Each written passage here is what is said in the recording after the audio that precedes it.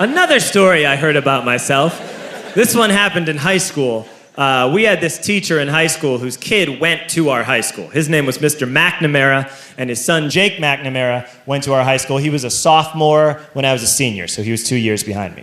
And Mr. McNamara was an asshole. And one weekend, he and his wife decided to leave town, which you should never do if you're an asshole.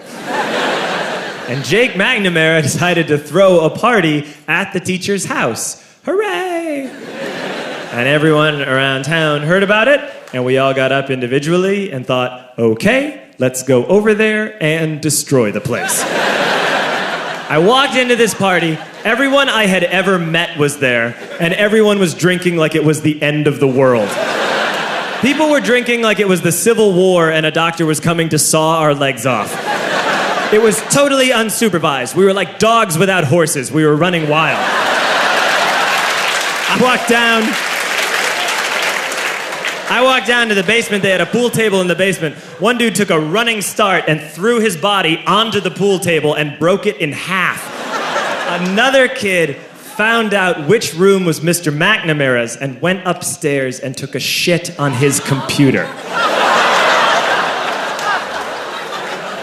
So the party was going great. I'm standing in the basement and I'm holding a red cup. You've seen movies. And I'm standing there and I'm holding a red cup and I'm starting to black out. And I guess someone said like, something, something, police. And in a brilliant moment of word association, I yelled, fuck the police! Fuck the police! And everyone else joined in. 100 drunk white children yelling, fuck the police. With the confidence of guys who have like already been to jail and aren't afraid of it anymore. You know, that like, I serve my nickel, you come and take me confidence. But white children. The reason someone had said something, something, police was because the police were there. So a Chicago police officer walked down the stairs and got to the bottom in the basement and looked out over a sea of drunk toddlers yelling, fuck the police, in his face. And he was almost impressed. He was like, wow. And then he leaned into his walkie-talkie and went, get the paddy wagon. And my friend John, who is now a father, this man now has a baby, he grabbed a 40, smashed it on the ground, and yelled, scatter! And everyone ran in a different direction. We all ran in different directions. It was like that scene in Ratatouille when the humans come in the kitchen and all the rats go in different ways. We all ran in different directions. I ran into the laundry room and I jumped up on the washing machine and I crawled out through a window into the backyard, and now I'm running through the backyard and there was this big chain link fence and I thought, I've never climbed a fence that high before. And then I woke up at home.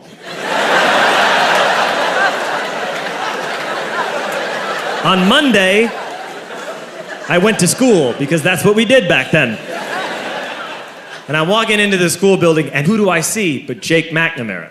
And he says to me, hey, were you at my party on Saturday? And I said, no. You know, like a liar.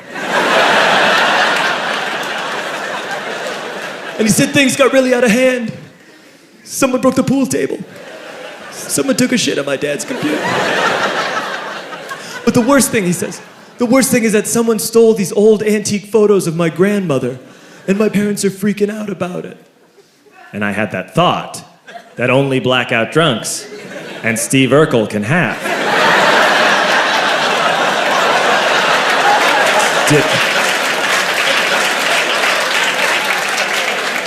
Did I do that? I figured, no, I wouldn't have done that. But I was never sure until 2 years later. Relax. I'm playing video games with this kid named Alex that we also went to high school with. 2 years later, we've graduated by now. We're playing video games for a couple hours. And then Alex says to me, hey, come here, I want to show you something.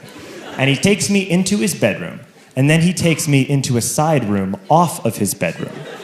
Never a good thing to have.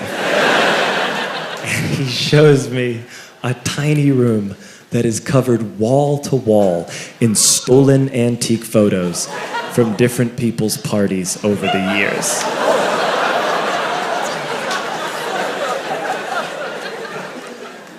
said, "Why? Why do you do this?" And Alex said, "Because it's the one thing you can't replace."